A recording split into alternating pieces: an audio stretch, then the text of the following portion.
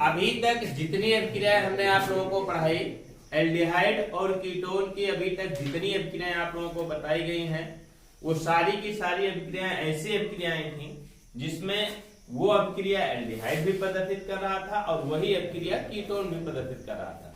मतलब कि एल्डिहाइड और कीटोन की अभिक्रियाओं में समानता की अभिक्रियाएं बताई गई।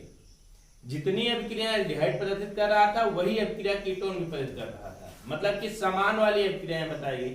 अब आपको बताया जाना है एल्डिहाइड और कीटोन की अभिक्रियाओं में भिन्नता, मतलब कि कौन कौन सी अभिक्रियाएं ऐसी हैं या कुछ अभिक्रियाएं ऐसी होती हैं जो कि एल्डिहाइड प्रदर्शित करता है कीटोन नहीं, और कुछ अभिक्रियाएं ऐसी हैं जो कि कीटोन प्रदर्शित करता है एल्डिहाइड नहीं। तो बनाएंगे पॉइंट क्या, एल्डिहाइड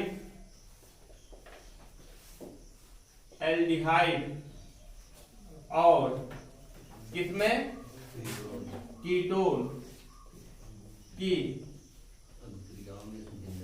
अभिक्रियाओं में भिन्नता। भिन्नता मतलब समझ रहे हैं ना, भिन्नता मतलब कि कुछ अभिक्रियाएं ऐसी होती हैं जो कि एल्डिहाइड प्रदर्शित करता है कीटोन नहीं, या कुछ अभिक्रिया ऐसी है कीटोन प्रदर्शित करता है एल्डिहाइड। ठीक है, तो सबसे पहले इसके अंतर्गत देखेंगे, हम लिखेंगे किसका, ऑक्सीकरण लिखेंगे। क्या करेंगे हम, ऑक्सीकरण। ऑक्सीकरण की प्रक्रिया देखते हैं तो सबसे पहले लिखते हैं किसका ऑक्सीकरण, एल्डिहाइड का ऑक्सीकरण। किसका, एल्डिहाइड का ऑक्सीकरण। एल्डिहाइड का ऑक्सीकरण की बात करते हैं तो एल्डिहाइड का ऑक्सीकरण होता कैसे है। एल्डिहाइड के बारे में सबसे पहला देखते हैं कि एल्डिहाइड फेलिंग विलेन को लाल क्यूप्रस ऑक्साइड में ऑक्सीकृत करता है। फेलिंग विलेन क्या होता है, फेलिंग विलेन होता क्या है, CuO क्या कहलाता है आपका, फेलिंग विलेन कहलाता है। क्या कहलाता है, फेलिंग विलेन कहलाता है। इसको ये किसमें ऑक्सीकृत करता है, फेलिंग विलेन को किसमें ऑक्सीकृत करता है, लाल क्यूप्रस ऑक्साइड में। एल्डिहाइड की बात करते हैं तो एल्डिहाइड का मतलब RCHO होता है, इसका ऑक्सीडेशन होता है 2CuO के द्वारा। तो यहां से एक ऑक्सीजन जाकर के इसके साथ जुड़ जाएगा बेटा, यहां से एक ऑक्सीजन जाकर के इसके साथ जुड़ जाएगा और प्राप्त हो जाएगा RCOOH। निकलेगा क्या आपका RCOOH और प्लस क्या Cu2O, क्यूप्रस ऑक्साइड। क्या बनेगा, क्यूप्रस ऑक्साइड, वो भी किस कलर का, लाल रंग का। लाल रंग का क्यूप्रस ऑक्साइड बनता है और ये होता क्या है आपका, सॉरी एसीटेट या कह सकते हैं कार्बोक्सिलिक अम्ल। क्या प्राप्त होता है आपका, यहां से कार्बोक्सिलिक अम्ल प्राप्त होता है। कार्बोक्सिलिक अम्ल की प्राप्ति होती है, समझ पा रहे हैं ना।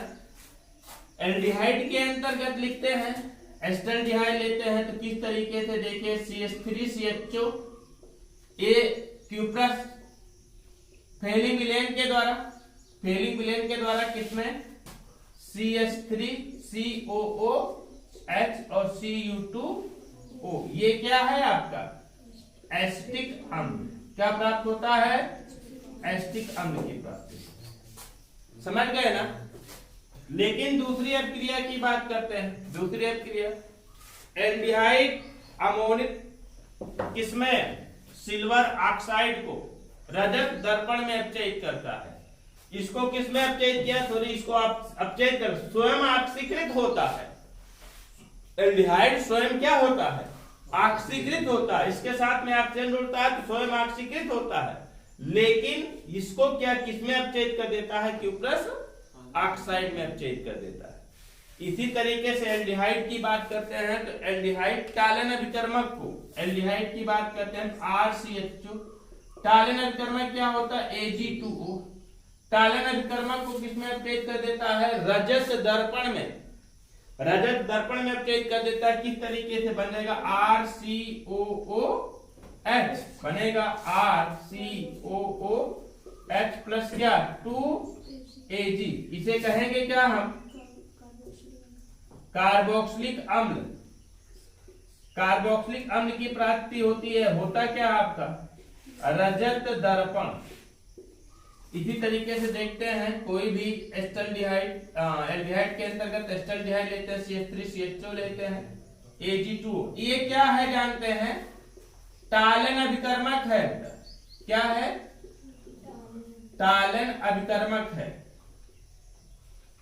टालन अभिकर्मक है ये। टालन अभिकर्मक के द्वारा किसमें बन जाता? CH3COOH बन जाता, CH3COOH और प्लस क्या? 2Ag। रजत दर्पण की प्राप्ति होती है। समझ पा रहे हैं ना? और इसी तरीके से देखते हैं कि एल्डिहाइड जो होता है, तीसरा देखिए, एल्डिहाइड के अंतर्गत कोई भी एल्डिहाइड ले लेते हैं, जैसे CH3CH2 ले लेते हैं, ये ऑक्सीकृत हो जाता है किसकी उपस्थिति में जानते हैं? KMnO4 की उपस्थिति में।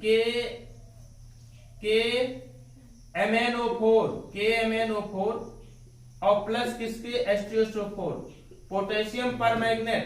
इसको साफ साफ लिख देते हैं, क्या है? KMnO4, पोटेशियम परमैंगनेट और सल्फ्यूरिक अम्ल की उपस्थिति में ऑक्सीकृत होता है, प्राप्त हो जाता है CH3COOH। प्राप्त हो जाता है क्या आपका? CH3COOH। ये तो किसका ऑक्सीडेशन था? आपका एल्डिहाइड का ऑक्सीडेशन था, एल्डिहाइड का ऑक्सीकरण था। अब देखिए यहां पर ये एल्डिहाइड था, लेकिन CH3CHO के द्वारा ही ऑक्सीकरण था, मतलब इसका ही ऑक्सीकरण था। तो एल्डिहाइड क्या करता है? ये क्या है? फेलिंग विलेन को लाल क्यूप्रस ऑक्साइड में एक्सचेंज करता है। फेलिंग विलेन को लाल क्यूप्रस ऑक्साइड में एक्सचेंज करता है और स्वयं कार्बोक्सिलिक अम्ल में ऑक्सीकृत होता है। एल्डिहाइड के अंतर्गत एस्टल्डिहाइड के बारे में बताया गया, फेलिंग विलेन को किसमें? लाल क्यूप्रस ऑक्साइड में और स्वयं कार्बोक्सिलिक अम्ल में। फिर देखिए यहाँ पर एस्टल्डिहाइड या एल्डिहाइड की बात करते हैं तो टालन अभिकर्मक को अपचेत कर देता है किसमें? रजत दर्पण में अपचेत कर देता है और स्वयं ऑक्सीकृत हो जाता है किसमें? एसिटिक अम्ल। और यहाँ पर क्या होता है? एल्डिहाइड का ऑक्सीकरण होता है पोटेशियम परमैंगनेट और H2SO4 की उपस्थिति में एसिटिक अम्ल में। यहां पर आप लोग एक बात बहुत ध्यानपूर्वक समझिए कि हम कहेंगे कि HCHO ऑक्सीकृत नहीं होगा। क्यों? क्योंकि इस पर अल्फा कार्बन परमाणु नहीं है। अल्फा कार्बन परमाणु नहीं है तो अल्फा हाइड्रोजन नहीं है, तो अल्फा हाइड्रोजन नहीं है तो ऑक्सीकृत नहीं होता। और जबकि कीटोन की बात करते हैं, कीटोन भी सरलता से ऑक्सीकृत नहीं होता है, बहुत ही कठिनाई के साथ में ऑक्सीकृत होता है। और होता भी है तो उसमें कार्बन परमाणु की संख्या मूल एल्डिहाइड मूल कीटोन से क्या हो जाती है? कम हो जाती है। उस दिन हमने थोड़ा सा चर्चा उसके बारे में किया था, है ना? तो लिखिए एल्डिहाइड, इसके अंतर्गत लिखिएगा एल्डिहाइड और कीटोन के क्रियाओं में भिन्नताएं, उसके अंतर्गत ऑक्सीकरण लिखिएगा। देखिए एल्डिहाइड सरलता से ऑक्सीकृत होते हैं,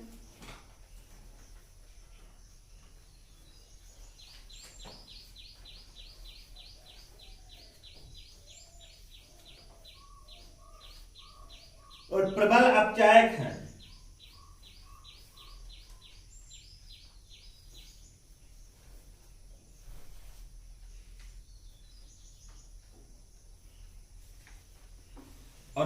अपचायक हैं। इसके कुछ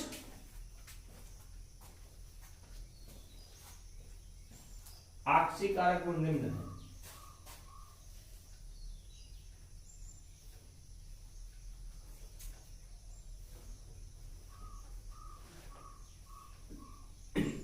फर्स्ट नंबर लिखे एल्डिहाइड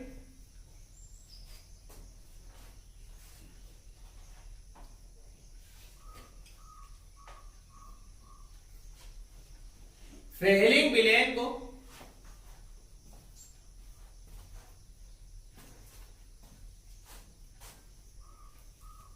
लाल क्यूप्रस ऑक्साइड में एक्सचेंज करता है, लाल क्यूप्रस ऑक्साइड में एक्सचेंज करता है।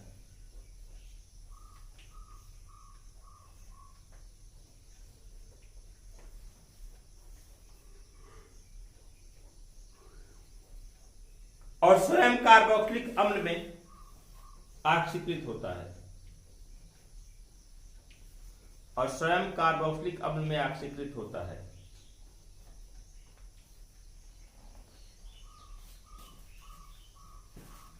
स्वयं कार्बोक्सिलिक अम्ल में ऑक्सीकृत होता है।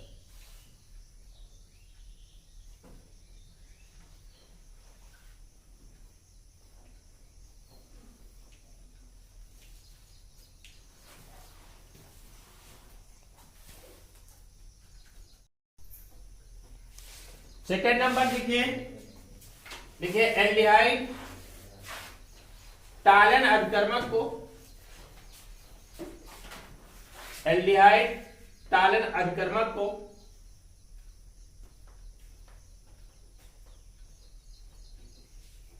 रजत दर्पण में अपचयित करता है, रजत दर्पण में अपचयित करता है।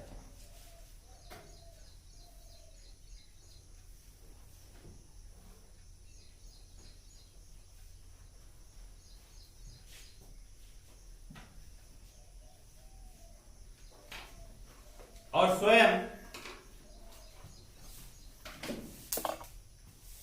किसमें, कार्बोक्सिलिक अम्ल में ऑक्सीकृत होता है।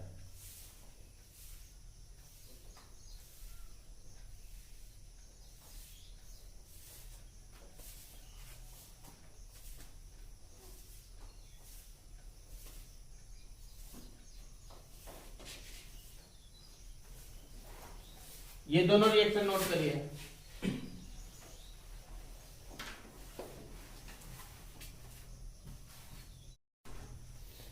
देखिए एल्डिहाइड जो होता है पोटेशियम परमैंगनेट, अम्लीय पोटेशियम परमैंगनेट की उपस्थिति में ऑक्सीकृत हो जाता है किसमें, कार्बोक्सिलिक अम्ल में। तो लिखिए एल्डिहाइड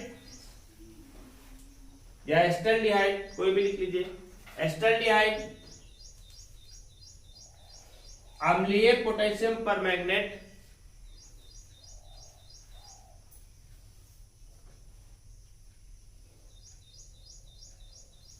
अम्लीय पोटेशियम परमैंगनेट की उपस्थिति में ऑक्सीकृत होकर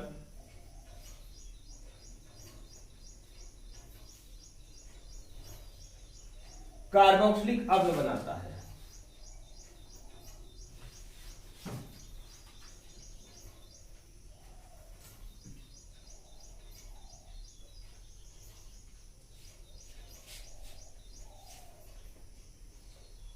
नोट कर लीजिए।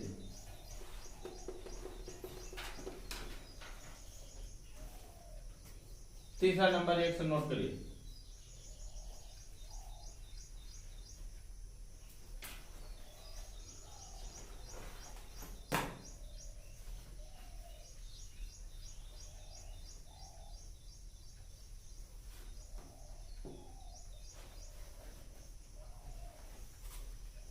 देखिए इस ऑक्सीकरण की विशेषता है, विशेषता क्या है इस ऑक्सीकरण की, कि इस ऑक्सीकरण की प्रक्रिया के फलस्वरूप जो उत्पाद की प्राप्ति हो रही है, जो उत्पाद बन रहे हैं, जो उत्पाद ये सारे के सारे बन रहे हैं, इस उत्पाद में उपस्थित कार्बन परमाणु की संख्या, उत्पाद में उपस्थित कार्बन परमाणु की संख्या किसके समान है, एल्डिहाइडों के समान है।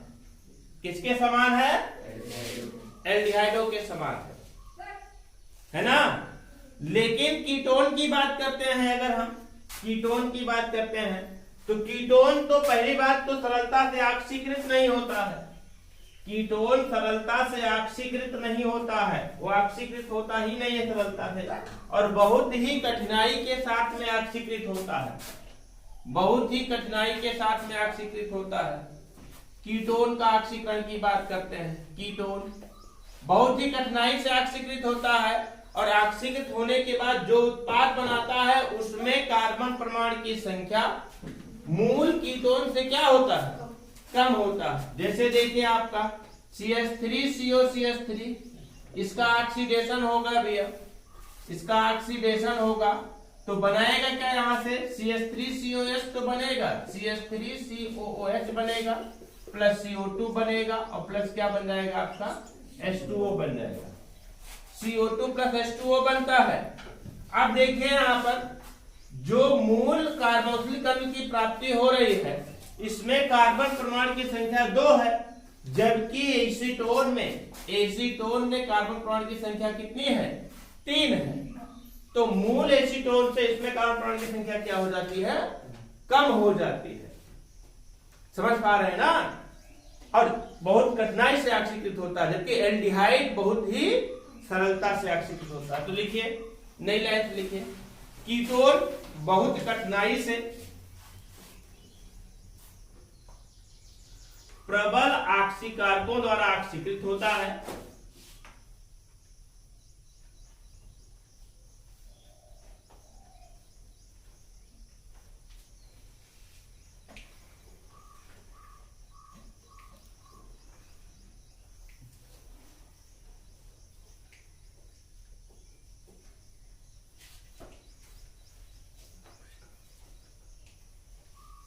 और ऑक्सीकरण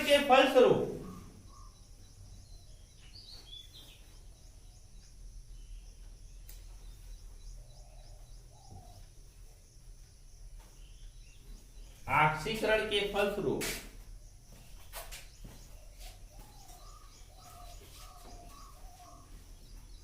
बने मुख्य उत्पाद में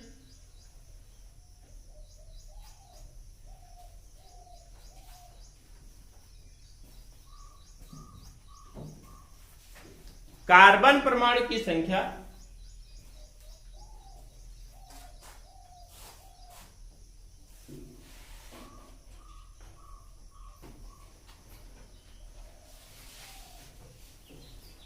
कीटोनों से कम होती है।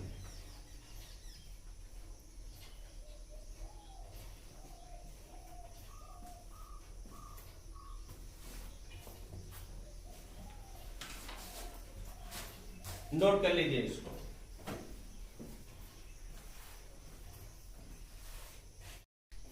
अगला देखिए, ये तो था भिन्नता अभिक्रियाएं पढ़ रहे हैं, जिसके अंतर्गत ऑक्सीकरण आप लोगों ने पढ़ा। दूसरा आपको पढ़ना क्या है, दूसरा आपको पढ़ना है सोडियम हाइड्रोक्साइड के साथ अभिक्रिया, या सांद्र सोडियम हाइड्रोक्साइड के साथ अभिक्रिया। दूसरा किसके साथ पढ़ना है, सांद्र सोडियम हाइड्रोक्साइड के साथ अभिक्रिया। सांद्र सोडियम हाइड्रोक्साइड के साथ अभिक्रिया किस तरीके से होती है, देखिए किस तरीके से अभिक्रिया होती है। फॉर्मल्डिहाइड को छोड़ दिया जाए, HCHO, फॉर्मल्डिहाइड को छोड़ दिया जाए तो अनएल्डिहाइड की बात करते हैं तो कौन सा, RCHO, एस्टल्डिहाइड, प्रोपनल्डिहाइड, ब्यूटनल्डिहाइड, ये सभी ना। फॉर्मल्डिहाइड को छोड़ दिया जाए तो अनएल्डिहाइड, जैसे RCHO के N अणु सोडियम हाइड्रोक्साइड द्वारा, कंसंट्रेट सोडियम हाइड्रोक्साइड द्वारा अभिकृत होकर के रेजिन बनाते हैं। क्या बनाते हैं, रेजिन, जो कि भूरे रंग का होता है, भूरे रंग का रेजिन बनाते हैं। समझिए हमारी बात को। फॉर्मल्डिहाइड को छोड़ दिया जाए तो अनएल्डिहाइड सांद्र सोडियम हाइड्रोक्साइड के साथ अभिकृत होकर के भूरे रंग का रेजिन का निर्माण करते हैं। और फिर यहीं पर समझिए, तो फॉर्मल्डिहाइड क्या करता है, फॉर्मल्डिहाइड क्या करता है, तो फॉर्मल्डिहाइड सांद्र सोडियम हाइड्रोक्साइड के साथ अभिक्रिया करके एथिल मेथिल अल्कोहल बनाता है, 2HCHO, ये सोडियम हाइड्रोक्साइड के साथ NaOH के साथ अभिक्रिया करता है और बना लेता है क्या आपका CH3OH, और बन जाता है HCOONA, सोडियम फॉर्मेट बन जाता है। बहुत इंपॉर्टेंट अभिक्रिया बता रहे हैं, बहुत इंपॉर्टेंट, अभी इसका नाम बताने जा रहा हूं मैं। देखिए फॉर्मल्डिहाइड को छोड़कर अनएल्डिहाइड सोडियम हाइड्रोक्साइड के साथ अभिक्रिया करके भूरे रंग का रेजिन बनाते हैं, जबकि फॉर्मल्डिहाइड सोडियम हाइड्रोक्साइड के साथ अभिक्रिया करके क्या बनाता है, मेथिल अल्कोहल और सोडियम फॉर्मेट बनाता है। ये क्या है जानते हैं, मेथिल अल्कोहल है और ये क्या है आपका सोडियम फॉर्मेट है, सोडियम फॉर्मेट बनाते हैं और इस अभिक्रिया को कहा जाता है कैनिजारो अभिक्रिया।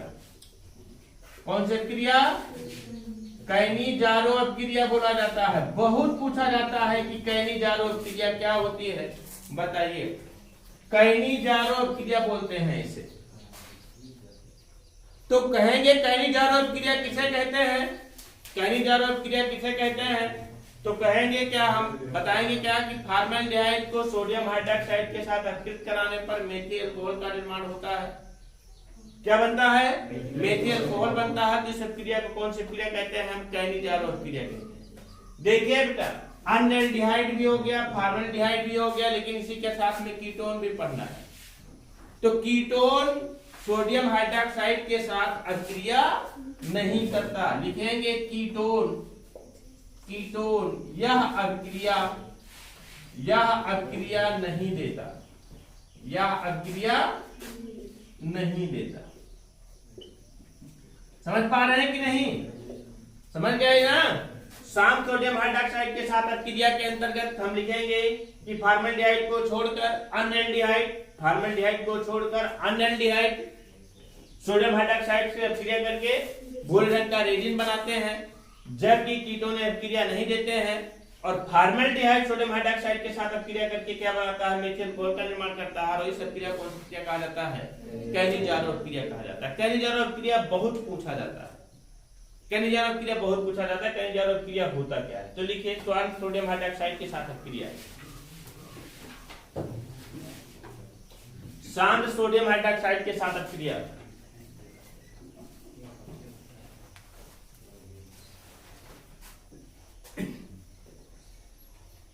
लिखिए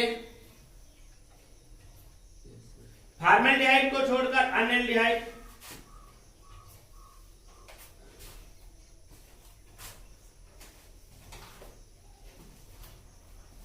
फॉर्मल्डिहाइड को छोड़कर अनएल्डिहाइड,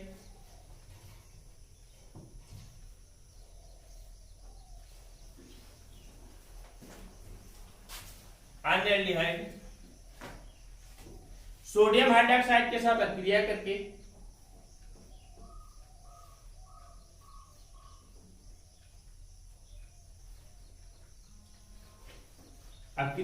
भूरे रंग का रेजिन बनाते हैं,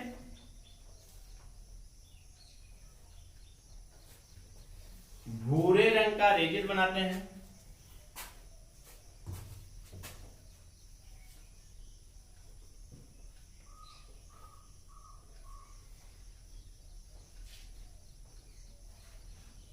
कीटोन यह अभिक्रिया नहीं देते, नहीं देते हैं, कीटोन यह अभिक्रिया नहीं देते हैं।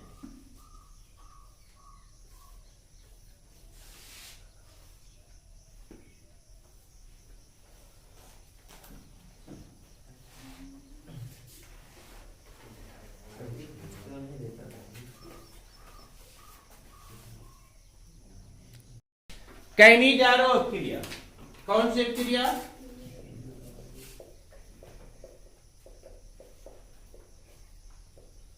कैनिजारो अभिक्रिया। कैनिजारो अभिक्रिया क्या होती है, कैनिजारो अभिक्रिया किसे कहते हैं, फॉर्मल्डिहाइड के दो सोडियम हाइड्रोक्साइड के साथ ऑक्सीकृत होकर के, फॉर्मल्डिहाइड के दो सोडियम हाइड्रोक्साइड के साथ ऑक्सीकृत करने पर या अपकृत कराने पर, फॉर्मल्डिहाइड के दो अणुओं को सोडियम हाइड्रोक्साइड के साथ अपकृत कराने पर फॉर्मल्डिहाइड का एक अणु मेथिल अल्कोहल में ऑक्सीकृत होता है, मेथिल अल्कोहल में अपचयित होता है। एक अणु मेथिल अल्कोहल में अपचयित होगा तो दूसरा अणु किसमें, सोडियम फॉर्मेट में ऑक्सीकृत होता है। यह अभिक्रिया क्या कहलाती है, कैनिजारो अभिक्रिया कहलाती है। यह अभिक्रिया क्या कहलाती है, कैनिजारो अभिक्रिया कहलाती है। और ध्यान दीजिएगा यह अभिक्रिया अनएल्डिहाइड या कीटोन क्यों नहीं देते, अनएल्डिहाइड कीटोन इसलिए नहीं देते हैं, सही चीज तो यह है कि खनिजारोध क्रिया वही यौगिक देते हैं जिसमें अल्फा कार्बन परमाणु होता ही नहीं है, जिसमें अल्फा कार्बन परमाणु होता ही नहीं है। अभी तक आप लोगों को बताया गया था ऑक्सीकरण उसी का होता है जिसमें अल्फा कार्बन परमाणु होते हैं, लेकिन खनिजारोध क्रिया में क्या इसमें अल्फा कार्बन परमाणु है CH3 में? अल्फा कार्बन परमाणु नहीं है तो अल्फा हाइड्रोजन नहीं है, इसलिए खनिजारोध क्रिया प्रदर्शित करेगा। जबकि एल्डिहाइड की बात करते हैं CH3CH2 की बात करते हैं, कीटोन की बात करते हैं CH3CO CH3 की बात करते हैं, तो इसमें अल्फा कार्बन परमाणु भी है, अल्फा हाइड्रोजन भी उपस्थित है ना, इसलिए एल्डिहाइड और कीटोन यह क्रिया प्रदर्शित नहीं करते, जबकि फॉर्मल्डिहाइड यह क्रिया प्रदर्शित करते हैं। देख लीजिए दोनों में अंतर, उसमें अल्फा कार्बन परमाणु नहीं था फॉर्मल्डिहाइड का, तो क्या कहा जा रहा था कि भैया आप ऑक्सीकृत नहीं होंगे, और यहां पर अल्फा कार्बन परमाणु नहीं है तो कहा जा रहा है सोडियम हाइड्रोक्साइड के साथ अतिरिक्त होकर के मेथिल अल्कोहल का निर्माण होगा। इसी क्रिया को खनिजारोध क्रिया कहते हैं। खनिजारोध क्रिया याद रखिएगा, बहुत ही इंपॉर्टेंट क्रिया होती है, समझ रहे हैं ना? तो लिखिए खनिजारोध क्रिया, लिखिए फॉर्मल्डिहाइड के सोडियम हाइड्रोक्साइड के सांद्र विलयन के साथ अपघटित कराने पर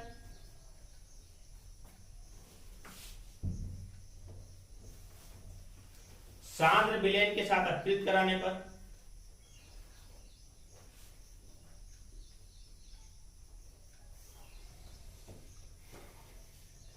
फॉर्मल्डिहाइड का एक अंग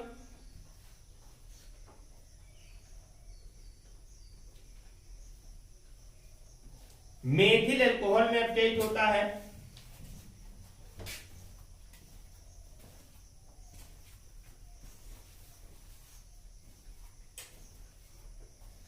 और दूसरा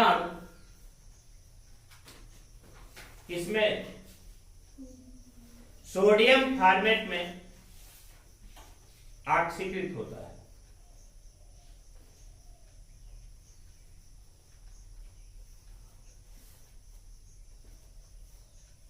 यह क्रिया सोडियम फॉर्मेट में ऑक्सीकृत होता है।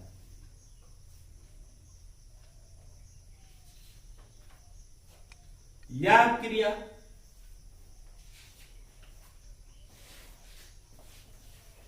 खनिजारोध क्रिया कहलाती है।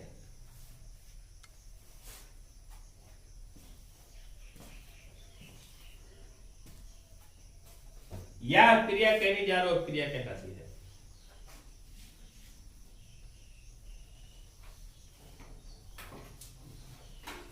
देखिए जिन एल्डिहाइडों में वही चीज मैं लिखाने जा रहा हूं, क्या क्यों प्रदर्शित करता है ये, जिन एल्डिहाइडों में अल्फा कार्बन परमाणु उपस्थित होता है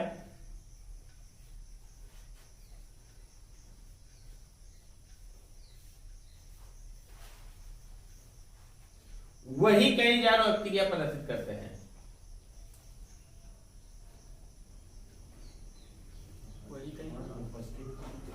अल्फा कार्बन परमाणु अनुपस्थित होता है वही खनिजारोध क्रिया प्रदर्शित करते हैं।